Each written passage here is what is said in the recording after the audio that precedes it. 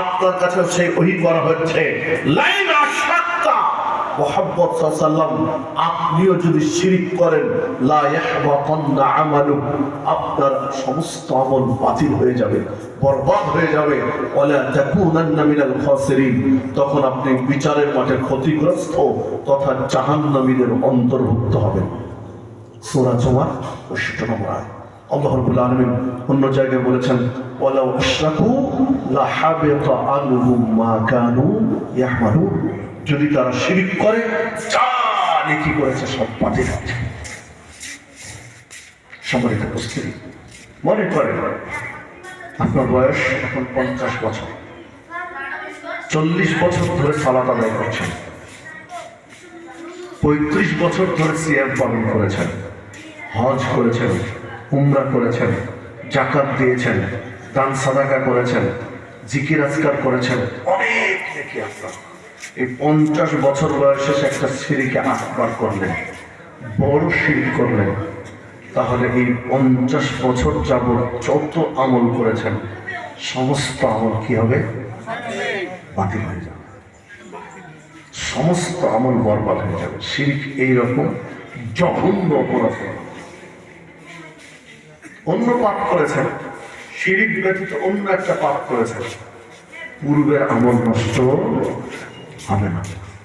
অন্য পাপ করেছেন কিন্তু পূর্বের আমল বাতিল হবে না।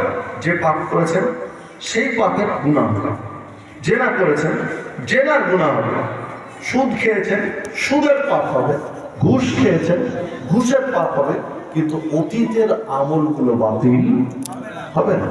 কিন্তু শিরক এমন জঘন্য অপরাধ যে শিরক করলে অতীতের সমস্ত আমল বাতিল হয়ে যায়, নষ্ট হয়ে যায়।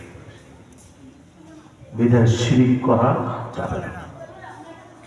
হজ করে আসলেন, আল হজ্জুল মাবরুর লাইসা লাহু জাযা ইল্লাল জান্নাহ, কারো যদি হজ কবুল হয়ে যায় তাহলে ওর আমল নামায় কোনো নেকি লেখা হয় না, সরাসরি জান্নাত লেখা হয়। একটা নেকির কাজ করলে তো নেকি লেখা হয়। সালাত করেছেন এত নেকি, যাকাত দিয়েছেন এত নেকি, দান সাদাকা করেছেন এত নেকি, মানুষকে ভালো কাজের পরামর্শ দিয়েছেন এত নেকি, কোরআন হাদিসের দার্স দিয়েছেন এত নেকি। মানে প্রত্যেকটা আমলের জন্য একটা নেকি লিখা হয় না। কিন্তু হজ করেছেন আর কবুল হয়ে গেছে, তখন আর নেকি লিখা হয় না, লিখা হয় কি? জান্নাত। যোগ বিয়োগ পরে ডাইরেক্ট জান্নাত লিখা হয়। সম্মানিত উপস্থিতি, হজ করেছেন, হজ করে এসে বা বাড়িতে ঢোকার আগে একটা শিরক করলেন, তাহলে সব শেষ, বাতিল। শিরক এইরকম জঘন্য পাপের আমল। সম্মানিত উপস্থিতি, শিরক করলে জান্নাত হারাম হয়, জাহান্নাম আবশ্যিক হয়।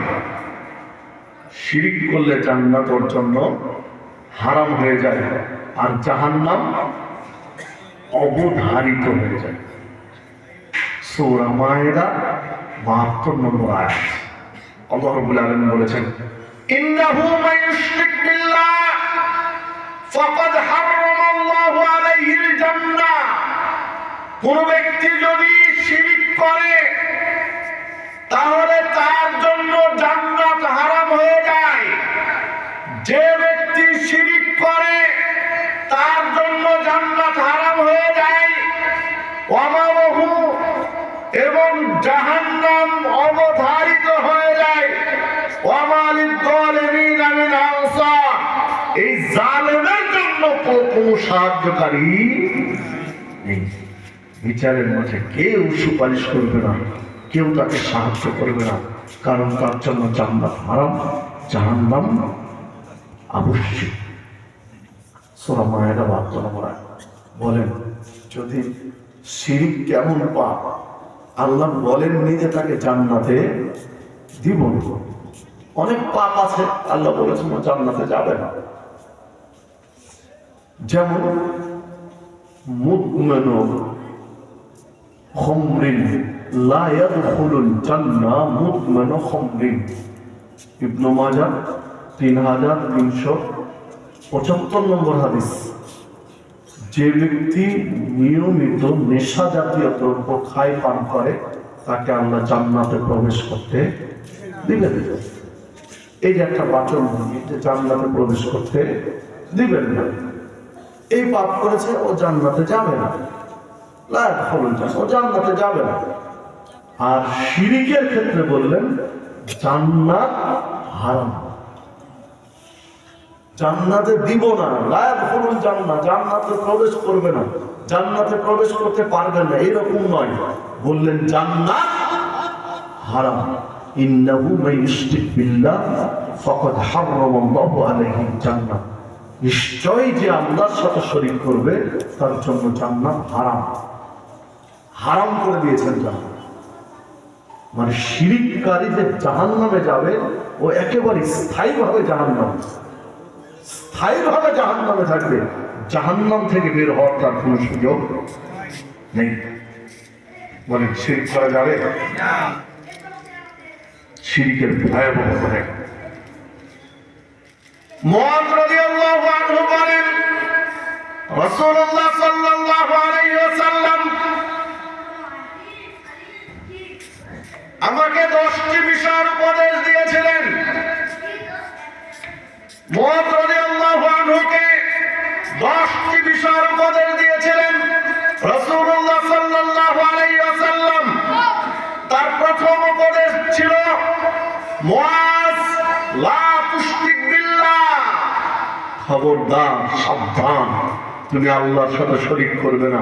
ওয়াইন কুতিলতা, যদি তোমাকে হত্যা করা হয়, যদি তোমাকে জবাহ করা হয়। অন্য বর্ণনায় রয়েছে ওয়াইন কুতিলতা, যদি তোমাকে টুকরো টুকরো করে কেটে ফেলা হয় তবুও শিরক করবে। ওয়া হুররিকতা, যদি আগুন জ্বালিয়ে পুড়িয়ে ছাই করে দেওয়া হয় তবুও তুমি শিরক করবে না।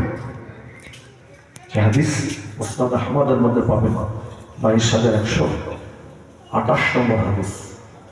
চিন্তা করতে পারেন, যদি হত্যার হুমকি কেন, শিরক না করলে হত্যা করা হবে, হুমকি কেন? যদি ছুরি দিয়ে আপনার গলে ধরে বলে যে শিরকটা করো আর নাহলে তোমাকে জবে করে দিলাম, আল্লাহ সুবহানাহু বলছেন জবে কেন, যদি টুকরো টুকরো করে কেটে ফেলে যায় তবু তুমি শিরক করো। কেন? আপনি জবে হয়ে যান, জান্নাত পাবেন। শিরক না করার কারণে যদি আপনাকে জবে করে দেওয়া হয় ইনশাআল্লাহ কোথায় যাবেন? জান্নাতে যাবেন।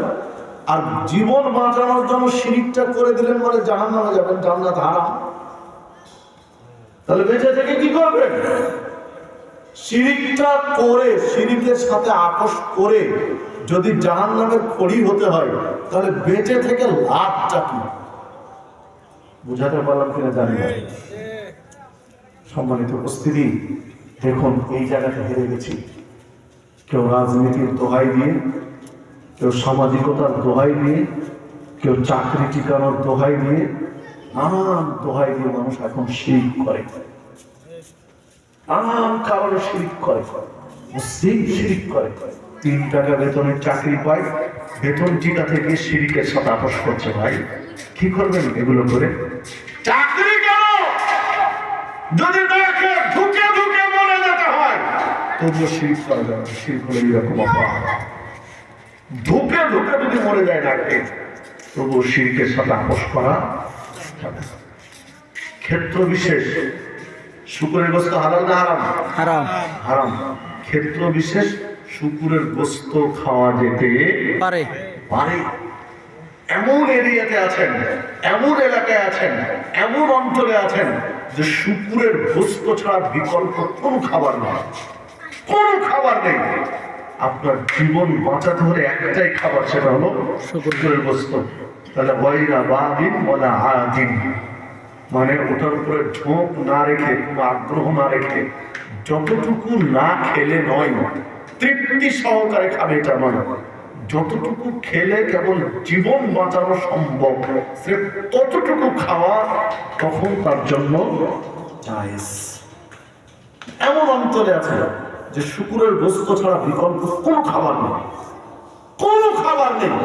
এখন জীবন বাঁচানোর জন্য যতটুকু খাওয়ার দরকার সে ততটুকু খাবে, ওই মুহূর্তে ওই সময়ের জন্য তার জন্য সেটা জায়েজ। কিন্তু শিরিক এইরকম অপরাধ যে শিরিকটা করলেই বেঁচে যাবে, না করলে তার মৃত্যু নিশ্চিত। এই অবস্থাতেও যদি হয় তবুও ফাঁসির কাস্টে ঝুলছে, ফাঁসির কাস্টে গলায় দড়ি পরানো আছে, এখন শুধু সুইচটা দিবে ফাঁসি কার্যকর হবে। এই অবস্থায় বলছে তুমি শিরিক করো, এই শিরিকটা করলে তোমার ফাঁসি মওকুফ। কি করবে তখন? করা যাবে না। কেন? এটা হলো এইরকম অপরাধ, মরে যাবে। 100 বার যদি ফাঁসি দেওয়া হয়, 1000 বার ফাঁসির কাছে কাস্টে ঝুলে, তবুও শিরিক করা যাবে না। শিরিক এইরকম অপরাধ। সাহাবীদের ওইভাবে গড়ে তুলেছিলেন। পৃথিবীর কোন নবী বা রাসূল শিরকের সাথে আপোষ করেন, কেউ করেন শিরকের সাথে আপোষ করেন।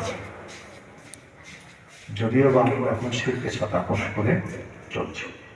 শিরক কেমন ভয়াবহ বুঝতে পেরেছেন তো নাকি? বোঝা গেছে কিছুটা?